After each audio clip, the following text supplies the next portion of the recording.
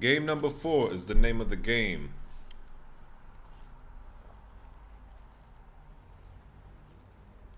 Take a nice sip from my smoothie before I start talking. Let's begin with the draft. We just saw Team Liquid come off a win. Well, not just. It was 2 days ago. But we're going to continue. We see some change up in the draft. Team Liquid on red side decided to switch things up. Chase ban, Tarek ban, Silas ban. This leaves Akali and Lissandra open. In a lot of cases, I think blind picking Akali top is crazy. Let's take a step back and check how it worked out here.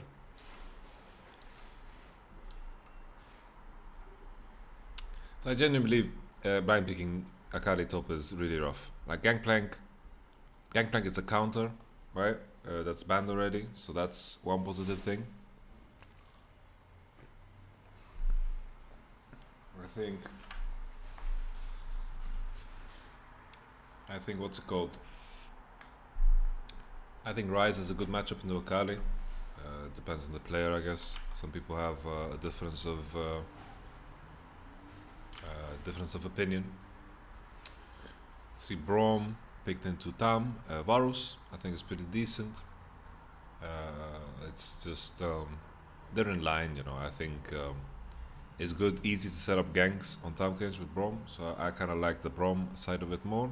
But Team Liquid have shown in the series that they really like the Tam Varus, and they've had success with it, so why not continue? The lane is pretty strong in itself. They get the Rek'Sai. Rek'Sai prio is strange that it's not higher, especially coming into second wave here. I feel like they could have pinched more. Hecarim got banned. They're looking for Akali. Maybe they think Hecarim is good into Akali. Hecarim with the Ignite. Akali could do something like match the Ignite, because we've seen Ignite TP Akalis in the past. But they banned it, Irelia ban, and then we're going to see a last pick Cannon.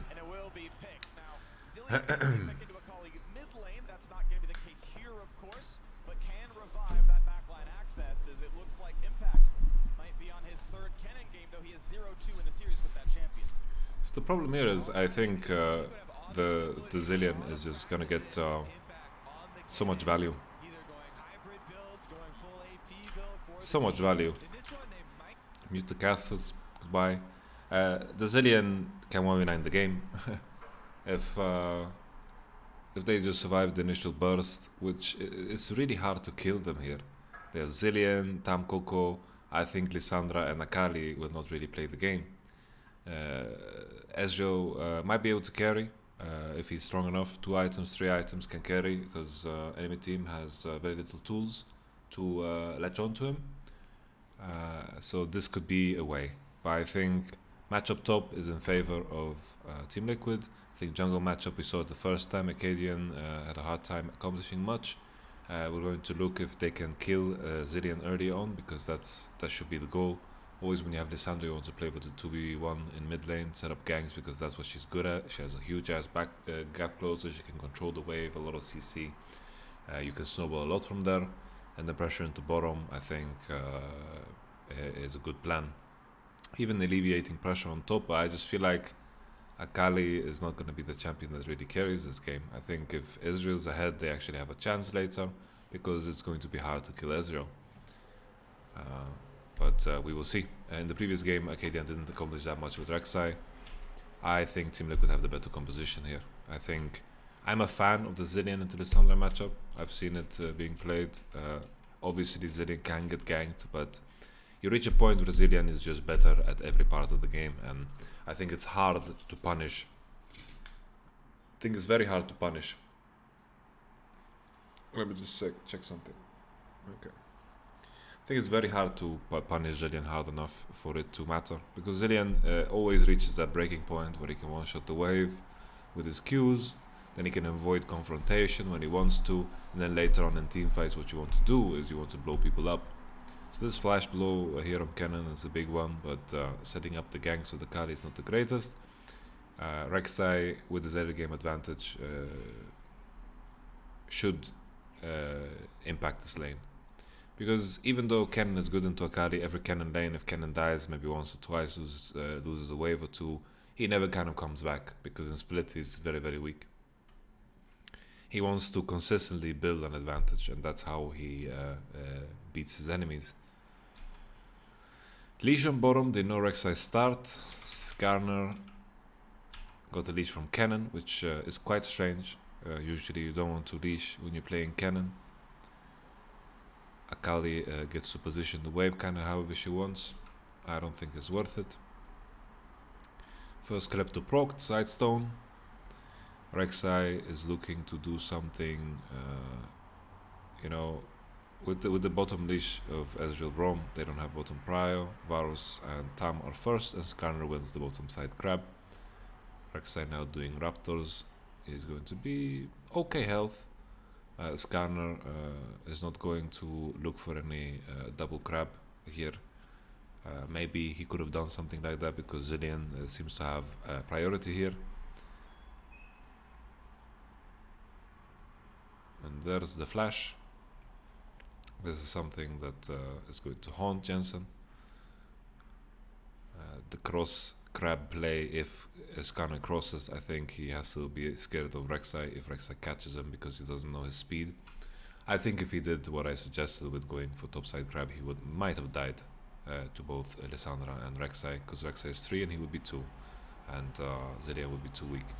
Jensen has very little reason here to walk up because the wave is slow pushing, so I think Acadian is wasting a lot of his time here. I think he should have just done the crab. They make the wave bounce is what I tried to say, and then continue pressuring, because I think the gang pressure on Lissandra was non-existent. He could have pressured onto River and he could have maintained a good position. But it doesn't hurt him too much. Xmithie gets to full clear, his Gromp is up on bottom side, which most likely means that he's going to base and going to bottom. Cannon has 2 wards, so he should be safe from Rek'Sai with this wave bouncing here. Rek'Sai also needs to find the time to base. Xmithie's pathing should be pretty predictable from this perspective. I think this is a disaster. Oh yeah, I remember this. Okay, well, the game is over after something like this. Acadian hesitated big time. 2 flashes burnt, and Doublelift didn't need to TP, but God bless him. He just wants to secure the game.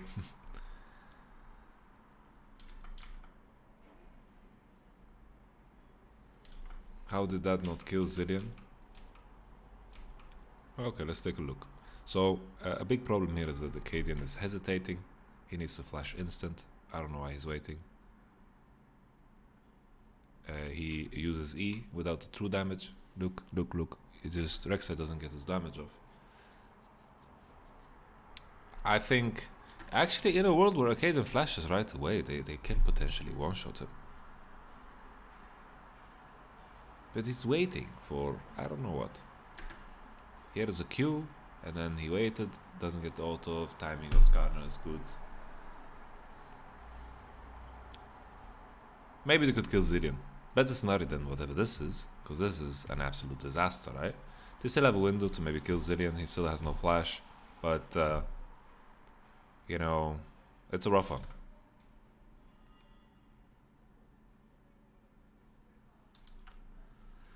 Your voice is calming, thank you very much. I try to be as calm of a person as possible. I think it benefits both you and the people around you if you are calm when faced with stress. Because Bjergsen can tank one more turret shot, he has aftershock on, he could... I think if they flash instantly, maybe they kill, but TP of Doublelift, it would mean he would probably double kill. It didn't seem to hurt Doublelift at all that he did this. Like, his CS numbers pretty relative to similarly, you know, and he also got Prio on bottom, so that's a big question mark how that happens. He TPs into mid and he's not punished at all. And with Doublelift and CoJJ are just next level. They seem to be quite a strength for Team Liquid, which is understandable with the names that they are flaunting. I think coming into the tournament, their bot lane is definitely the strength. I think Code JJ is a masterful support. Code JJ is gonna look to fucking...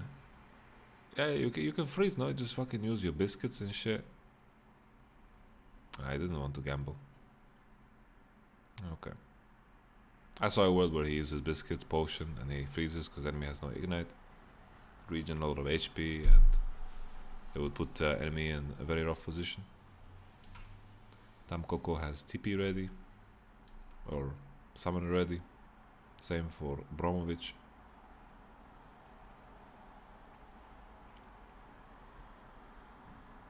I wonder if Impact should have just ulted them. Straight up here, just fucking ult. I think worst case you trade ult, but Akali will be low HP, and I think trading ult is good for Cannon. But I'm not sure. This is a matchup that I don't know too much about.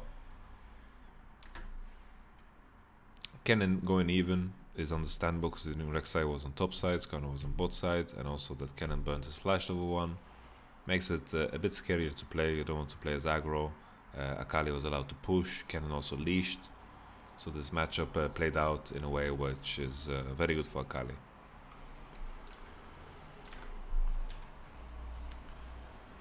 Flash up now on Jensen, he also has his ultimate. The window of pressure for TSM is starting to close.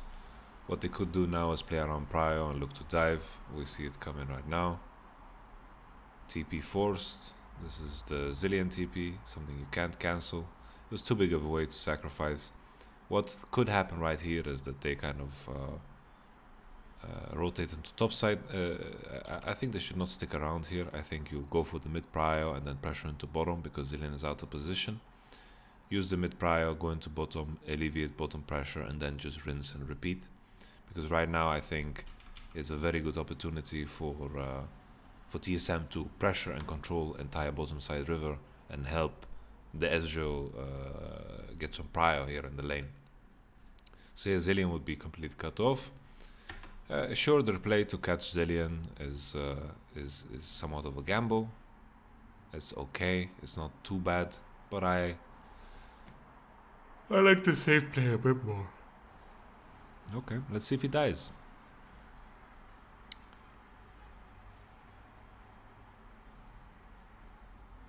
Oh, okay. Masterful execution. Tam Coco with the TP. It worked. It worked. Cadian with the chop suey, the suicide.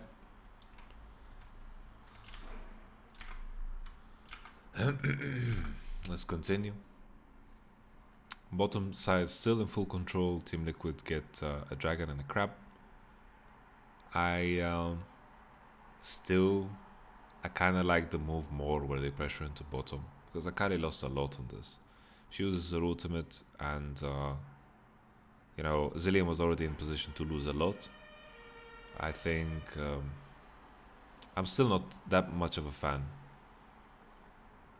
I think the play to take over bot side river and play for dragon is better. I don't like it so much to kill Zilean. Okay, all those pinkos could have been gone. Zilean was completely stuck on top side. They would be pressuring 4 into bottom. I like that play a lot more. Because yeah, Kaden also needs to kill himself. Like in game, of course. I don't want there to be like a random soundbite of me saying that.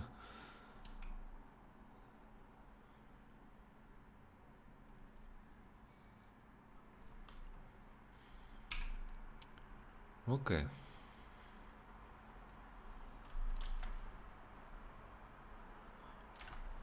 Yeah, I think for Team Liquid they are very happy. They were in a bad position and they had ended up going somewhat okay. No TPs on top laners. We went from replay straight into this move. Brom TP. Tam Coco. Oh, interesting. Instantly ulting. Was was he just pressing Ezreal? Was that what happened? He's pressing Ezreal because he just fucking snaps him.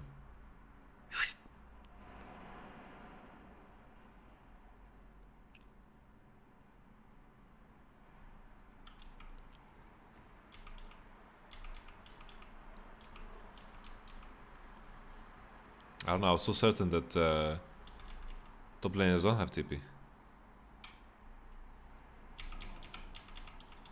Okay, so top laner had TP. Cannon has TP. I lied before.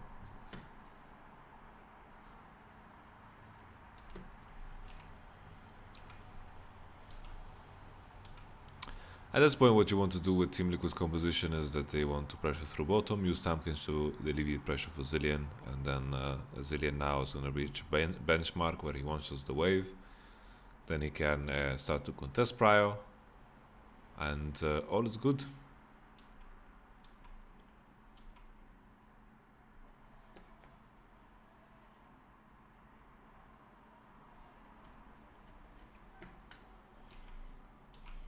So we go replay into this move. No hesitation.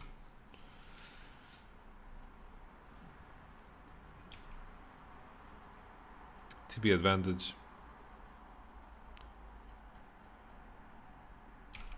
I think Team Liquid win anyway in this position, like right here. So I don't think Impact needs TP. Zillion is first. He started moving when Tam ulted. Good, very good Scanner ult on Rek'Sai. It's a good one. I respect it. TP back onto the lane with the Bromovich.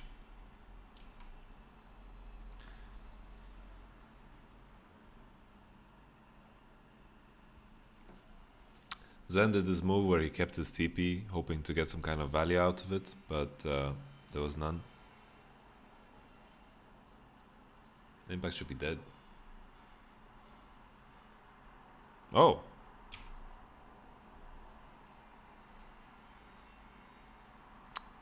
Okay. Impact. Oh, Impact.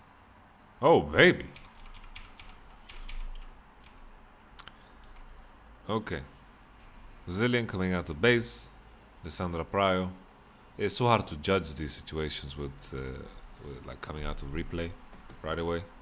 It's quite confusing because I'm not in the habit of reviewing games and seeing replays.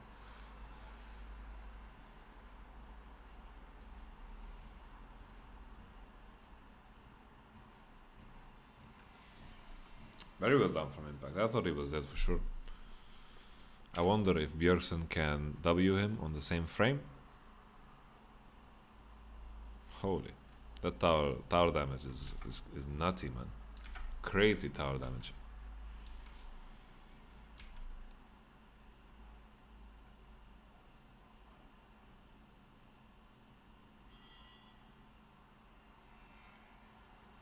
The 2v2 kill on bottom. Broken Blade overstaying. I don't know why he's going into Tribush here. It's just a mistake to go into Tribush. He has no reason to do so. He should just base off of that and be happy. Let's see that replay of bottom. Kill on top translates into Rift Herald. It's so sad. I think Team Liquid's comp is so much better. Better draft wins. They also have so much comfort. Like it doesn't take a genius to know that this is big ass comfort, you know. And it's tough for TSM to ban the Skarner because it's completely understandable that there are two other bans. Olaf into Lissandra Brom is very good to pick Olaf. Also with Zillion, Olaf, you will enjoy your life. Holy, what the fuck? Oh, whoa! He just spat on him. Jesus, that's how fucking ice cold are Team Liquid. That's something that you have to be impressed by. At least I am. The fact that Team Liquid are so vigilant and they don't seem to sweat at all that they were down 0-2. They seem super cool. They seem to really, really think that they are much better, which is crazy. This is really, really cool. I think they adjusted the draft in a really good way the last two games, and I respect it. I think also the fact that they banned Lissandra 3 games in a row and then left it open, and then they kind of manhandled it with the play that, of course, TSM did in mid lane. The resurrection.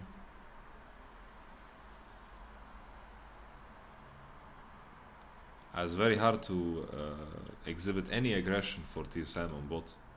They've been pushed around the entire game, and then finally when they are getting the prio, there's a TP coming, a Tahm Kench coming, and it's tough. It's very, very difficult to play TSM bot lane.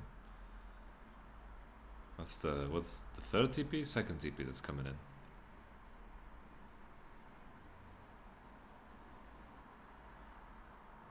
Ooh, that's a lot of plates. First tower in the bot lane, and TSM didn't even get mid tower. Oh, smoothie. Soof. What a fucking massacre.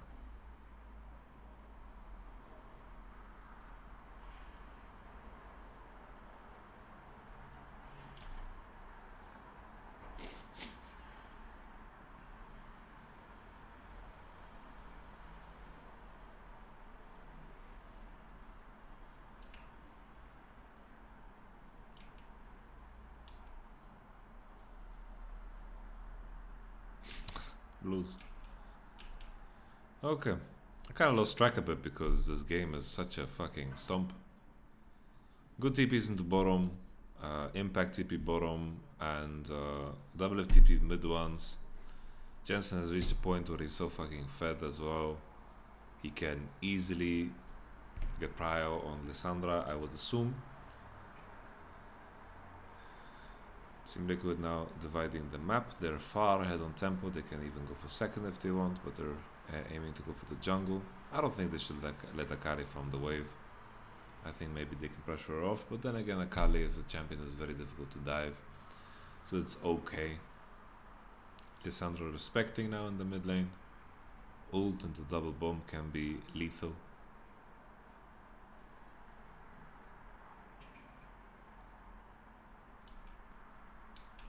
Varo's pinging now his gold, saying, I almost have Ginzu, I just need this fucking Gromp.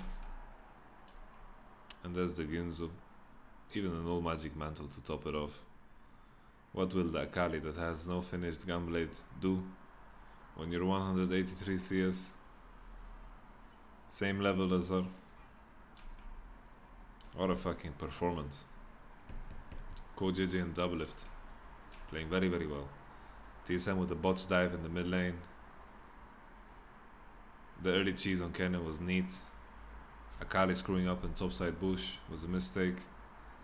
They couldn't find more kills onto Jensen. Lissandra couldn't snowball, and usually when Lissandra can't snowball, she's gonna look like the piece of shit she is. I really don't like the champ. I'm not a fan. She's a very strong champ, very good champ, but I'm not a fan at all.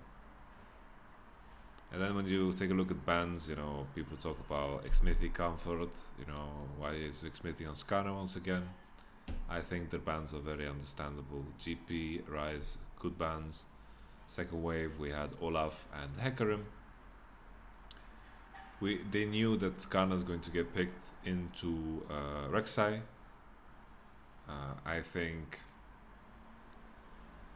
probably what you want the enemy to play here is the Olaf. I think you just ban Skarner, Hecarim, and be happy with it. I think it's definitely a move. Like, Skarner is very good into Akali. I think Olaf is very bad against Akali. Lissandra can survive. She can proc Aftershock on other things. The 2v2 against Zillion, you lose at one certain point regardless. So it doesn't matter if it's Olaf or Skarner. There's just two schools of thought. I kind of, whenever I play Akali and enemy team has Scanner, I'm pretty bummed out.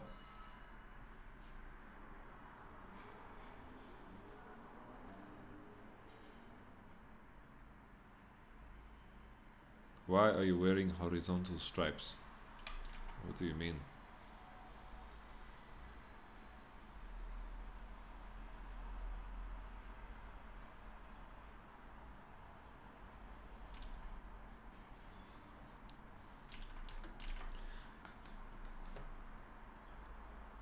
Impact is better than Broken Blade though.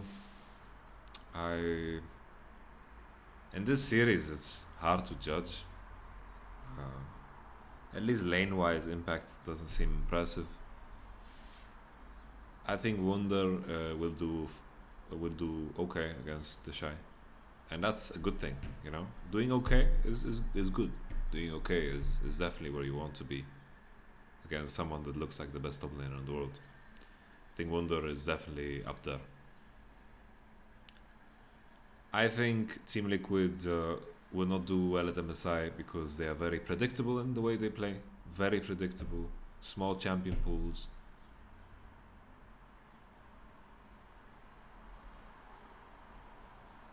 And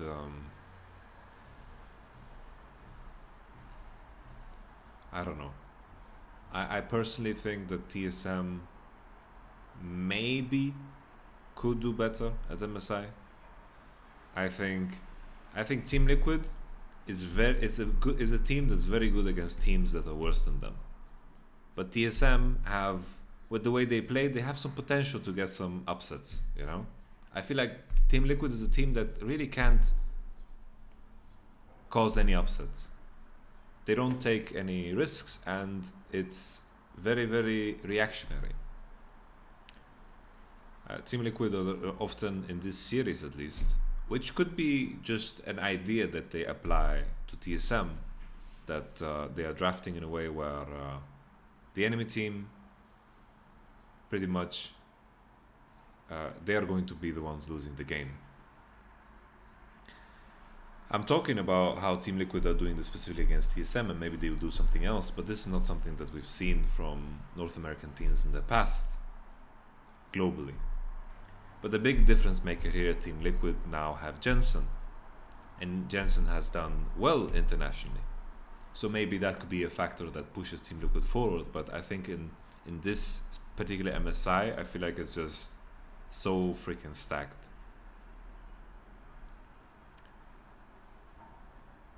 I think G2 as a team are very hard to deal with because they create opportunities in a very, very unique way. And I feel like they've really stepped away from this idea of just fucking running it down and kind of repairing the game from whatever position they're in. I think it's impressive what they did throughout regular split, but they kind of removed this part from their gameplay. In the 6 games that they played against OG, I saw a very careful dissection of the enemy, and even better so when they were playing in the finals. And when we saw the finals, it was absolutely nuts.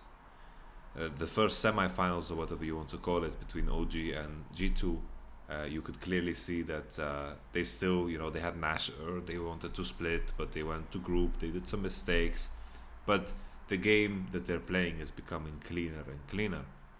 And I think it's harder to master what positives they had at the beginning. They have the potential to play through everything. They have smart enough players to be clutch. They have a smart enough idea of the game. They have a lot of knowledge that they can apply. And I think they're generally a very, very scary team.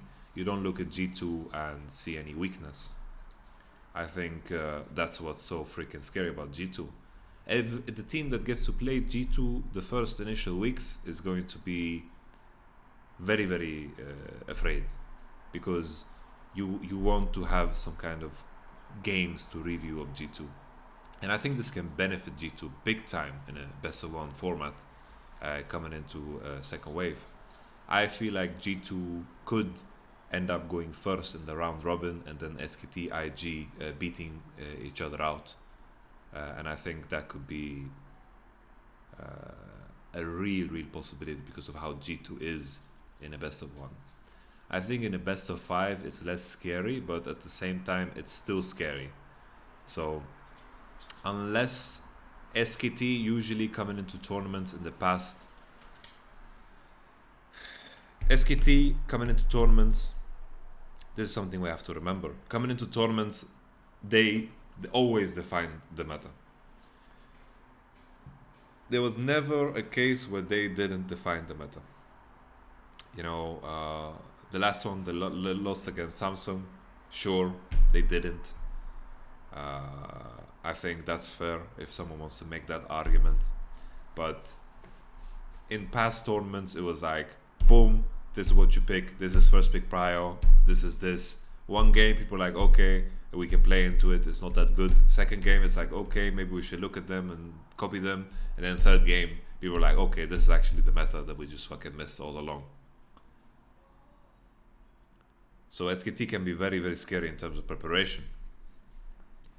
If they just figure out the meta, it doesn't matter what fucking curveballs you throw at them if they know what is strong, which I think SKT will bring to the table. IG is also a fucking crazy team. Mechanically, they are crazy. Really good. Really fantastic. And then I stack up, back to the Team Liquid points, I stack up Team Liquid against these, and I think there is no question marks, there is no mystery, there is no creativity when it comes to Team Liquid. And I think they are good against teams that are worse than them, but they are the underdog coming into this tournament. And when they are the underdog, I think Team Liquid is not the team to perform, unless Jensen is going to be the differentiating factor.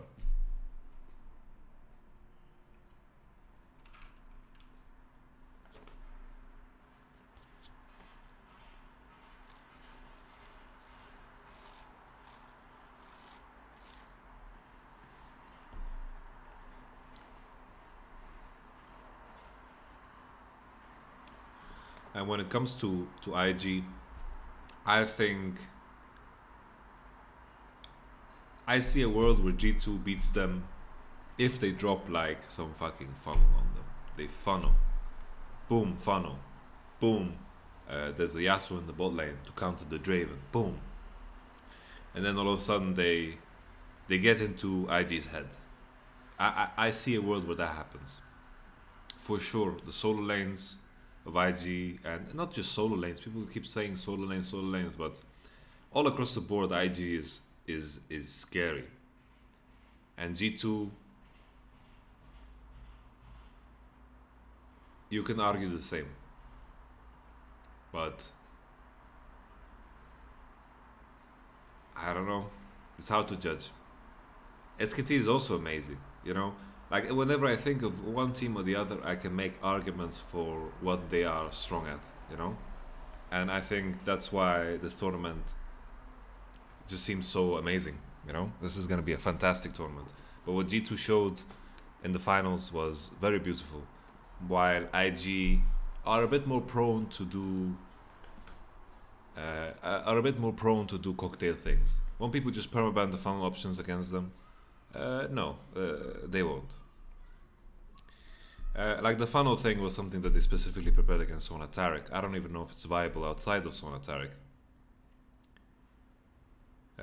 People are not gonna permaban it. It's just a waste of space.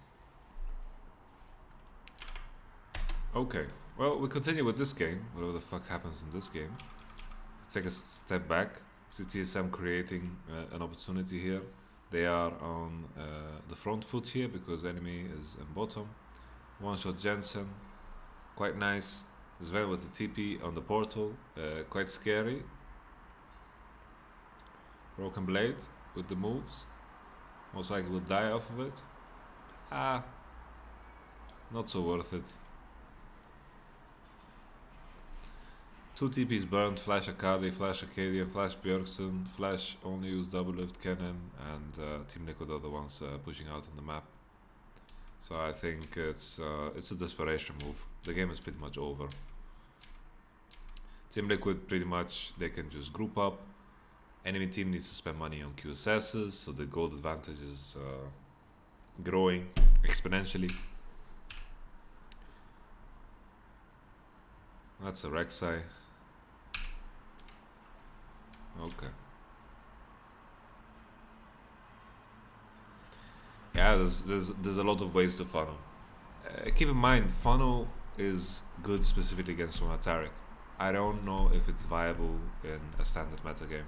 When enemy has a normal bottom, I think it's really hard. No. The funnel was something specifically designed for YamatoCannon, nothing else.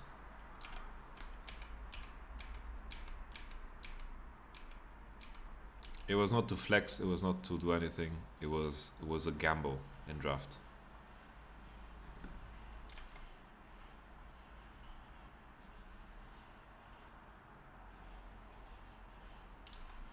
Without YamatoCannon, there would be no funnel. I'm barely talking about this game, but I think it's very straightforward. Another mob Malmort used on Varus. I'm not too sold on it, but he likes it, so God bless him. He plays more Varus than I do. I haven't seen... I've seen other Varus do this too. Maw over Witsend. Maybe you just get too much attack speed, or maybe the Maw effect is just too good and you get the lifesteal and the spell vamp, which makes you very powerful in terms of sustaining Ginzo, because Ginzo applies lifesteal effect twice on that double hit, because it is on hit effect.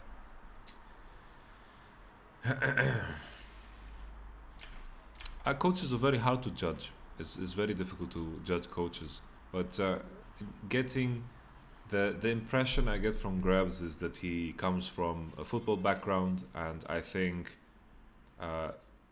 you know, that step that people make in order to make that connection between traditional coaching and coaching within esports, if that connection is already been made and you take ideas from the sports world, where coaching the product of coaching has been proven in a lot of ways, and it's a tested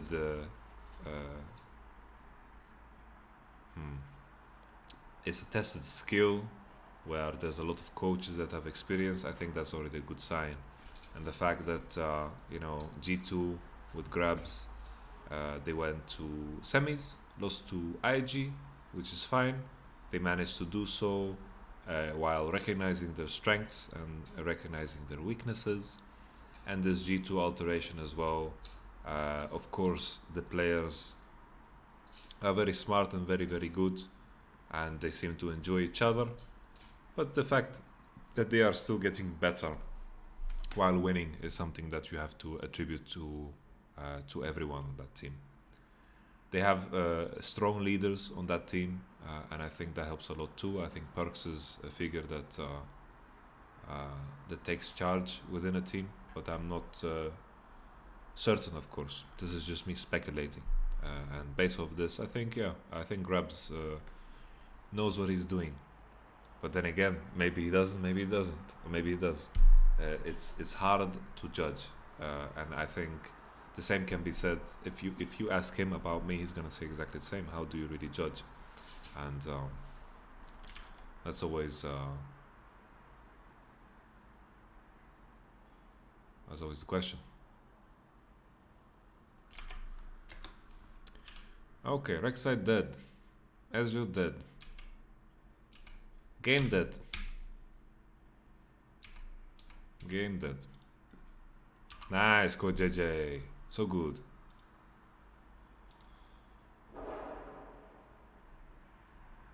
Actually, you know, in the finals, it was only players that I've worked with. It was crazy. Nukta, Knithi, Cold, Mickey, Wunder, Jankos.